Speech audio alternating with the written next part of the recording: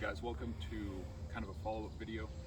We just got done talking about the Diamondback truck cover, kind of the initial reviews. I haven't had it for that long, and in that video I said I'd film a second video showing a very lightweight, inexpensive rooftop tent, or bed top tent in this case. So for people that don't know, overlanding is kind of the modern term for car camping. Car camping was kind of a term in the 60s, 70s, 80s, and then at some point, maybe the 90s, it morphed into overlanding. And overlanding isn't really off-roading, but it's camping out of your car. And the good part about that increase in popularity is a lot of companies make a lot of products, so you can pick and choose what fits your needs. The downside is overlanding has turned into how much money can I bolt to my truck, how much money can I spend. And like with any hobby, people get passionate about it and defend their opinions and stuff like that. But one of the biggest things that came out of overlanding is the rooftop tent.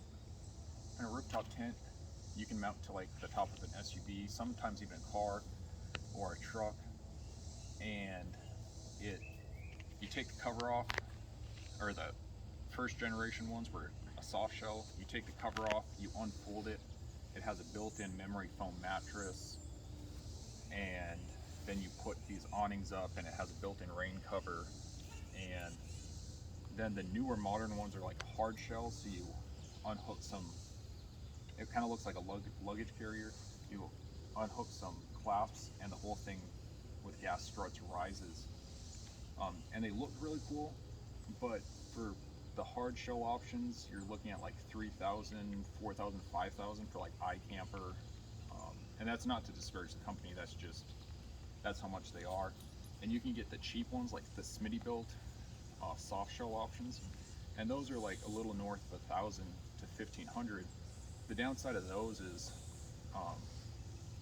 they kind of take a long time to put together, so it kind of defeats the purpose.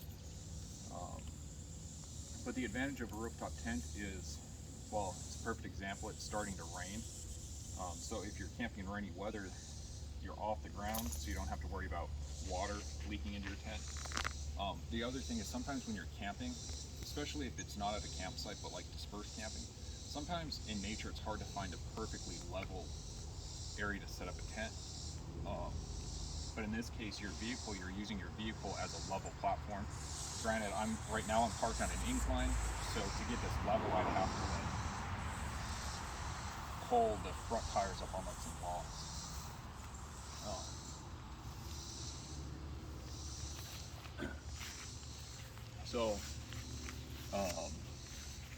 The big downsides of the rooftop tent are expense, and they're really heavy. And they're also, because they're heavy, they take up a lot of storage space when you're not using them. So you need a place to store it. And on SUVs mounted on the roof, it increases your center of gravity. And they take 2 or 3 people just to move, that type of thing. So we've had this tent for a long time. This is a Kelty Late 2. They don't make this anymore, but it's a 2-person tent. When I bought it, I think it was like $100. It was on sale. And obviously it doesn't have to be this tent, it can be any tent that fits within the dimensions. But you can see that with this you can just set a tent. I'm gonna hop up here quick and hop inside. It's starting to rain, so we'll just keep filming.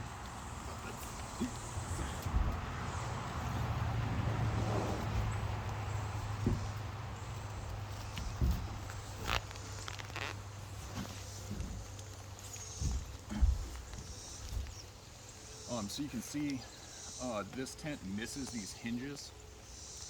It misses the latches, and it is only a 2-person. It's about 4.5 feet wide by 7, a little over 7 feet, which sounds small, but most rooftop tents are about this dimension. Rooftop tents are a lot smaller than they look. They look big because they're up elevated. But you know, this is just an option. One of the reasons why I bought the Diamondback cover, but this is just an option if you want the advantages of a rooftop tent and the advantages of a ground tent. This is a hybrid option, so you know, if you can't camp next to your vehicle and you have to walk in, you can carry this with you. If you're camping with your vehicle, car camping, it gets it off the ground.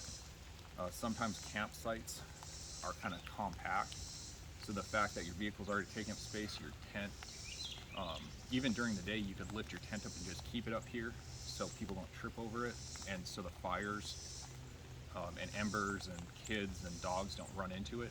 And then if you wanted to at night, you could just lift this onto the ground, or you could keep it up here. But yeah, like I said, the advantages is level, flat ground. If it's not level, just level your vehicle out. The advantage is you're elevated, so for animals, some people don't like being in ground tents because they don't feel as safe because little animals. And the other cool thing, just being elevated up, this is maybe like 3 feet high.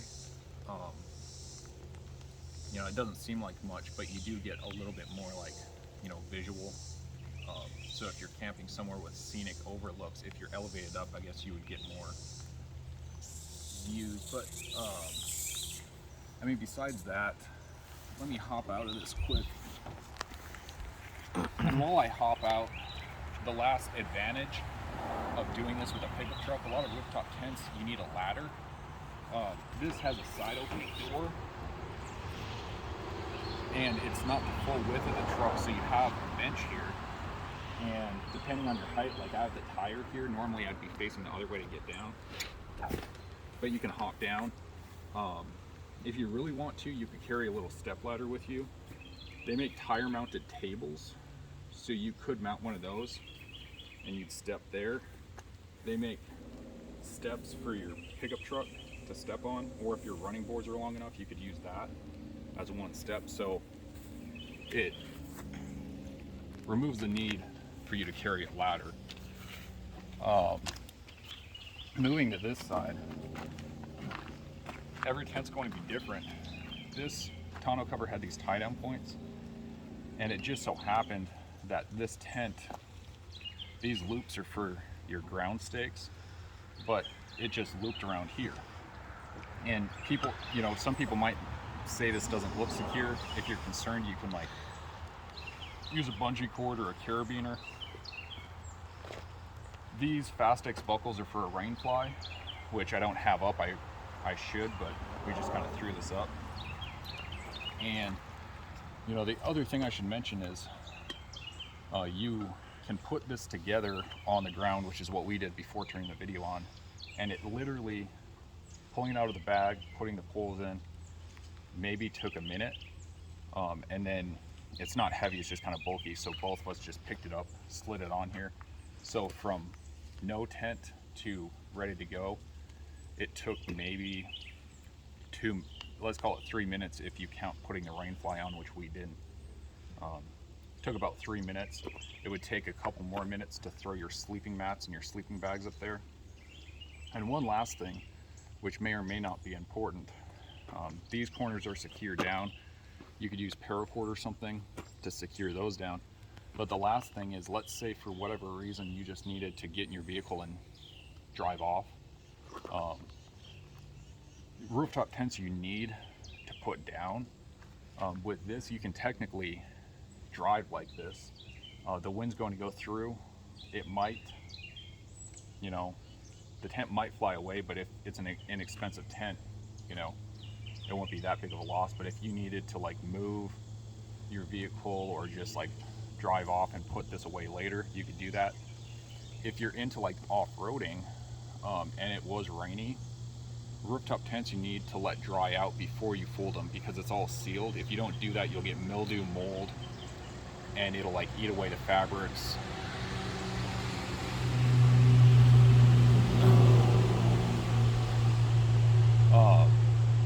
So with rooftop tents, if it's rainy and then you fold it, it develops mildew and mold, black mold, that type of thing, which then if you continue to use it, you know, you just have to use some common sense.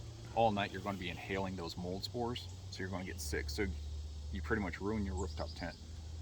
With this, in the morning, if it was, you know, wet, if you needed to, and you were just driving around trails, if you needed to, you could just leave this on the back of your truck and be driving, and the tent would dry out. I don't think there's anything else to add. I was looking at bigger tent options. This one we just happened to have. I was looking at like a 3-person tent, just a little bit bigger. With a 3-person, those tie down points would probably hit that corner. But this 2-person one actually worked out. And like I said, the advantage is you have this area here so you can set your boots. And when you get out, you have somewhere to sit while you put your boots on, or brush your teeth, or do whatever you need to do. But you could technically use a bigger tent. And like I said in my first video, this is an 8-foot bed. So if you have a Tacoma, or in our case, our other truck is a F-150 with a short bed, 5.5 foot, you might not be able to do this unless you're really short, or if you somehow extend the bed. So this isn't an option on all trucks, or if you have a Tacoma or a Jeep Gladiator with those really mini trucks, as I call them, and have a really narrow bed and a short bed, you really won't be able to do this. But if you have any truck with a 6.5 foot bed to an 8-foot bed, even if you had a Tacoma with a 6.5 foot bed and you're, you know, around 6 foot, it might still be doable.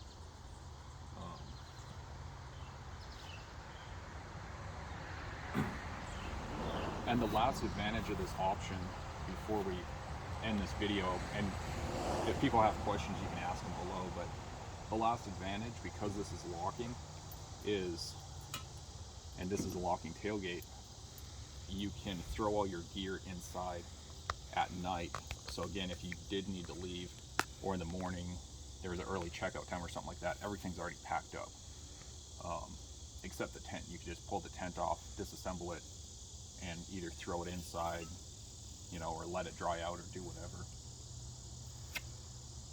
But I think that's everything. Obviously, people are going to have questions down below. I'm going to probably can't sleep in this tonight and just see how it works.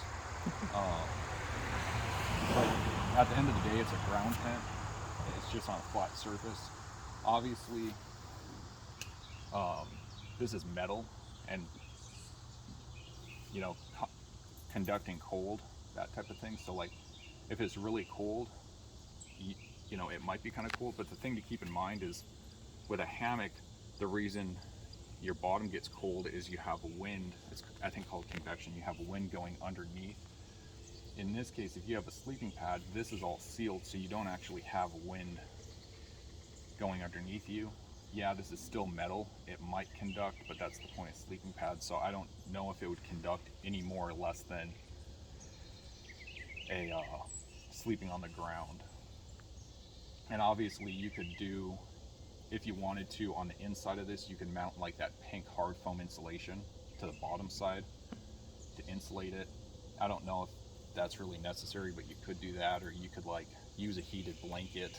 You could sleep on a heated blanket, or you could put a buddy heater in the tailgate maybe, so you don't have to worry about carbon monoxide, but it's literally heating this whole tonneau cover, so you have like a heated bed, like if you're camping in the winter. So there's kind of a lot of options, and so there's, you know, you can play around with it. But in the end, you know, this tent costs $100. Maybe you get fancier ones that cost $200, but this tent weighs about 4 pounds as opposed to 200 pounds for a rooftop tent, and it costs $150 or $100 as opposed to 2, 3, 4, 5,000. And you can transfer it between vehicles, you know, or if you're camping with someone else and taking their vehicle, you can just take the tent with and not your vehicle. Or, you know, like I said, you can camp on the ground if that's possible. If that's not possible, you can camp up here. So it gives you a lot of options. But yeah, again, hopefully you enjoyed this video. If you did, you can go back to my homepage, watch some of my current videos. If you have any questions about this, you can ask me in the comments down below. Or if you have any insight, I'm trying to think of a pretty clean way that I could secure this to this. We have these like little nylon straps with loop, you know, or you could use paracord and just pull it tight and, you know, do that rope like, you know, you do with boats on a dock. And the other thing is, the other cool thing is if you had a big enough tarp, you could attach it to your tap, run it over your tent all the way out here. So you have a dry area here that's also keeping your tent dry. And I guess while we're still on, I haven't done this yet, but I'm just going to put it away and let's see how quick that is. So I'm just going to unhook it.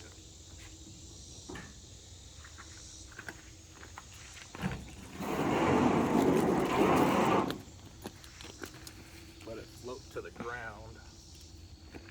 Unhook these tabs.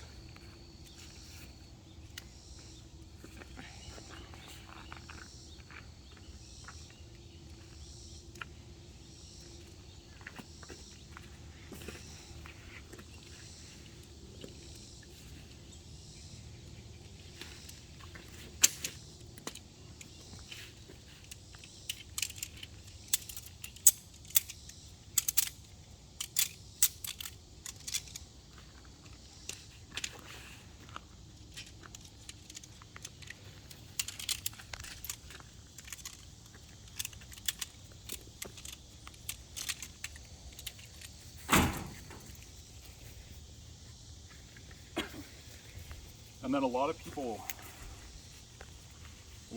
roll their tents up. In my opinion, that just takes too long. You can just get a stuff bag. Preferably, it would be better to do this with a mesh bag so it can dry, which I still have to get. This bag happens to be inside out, but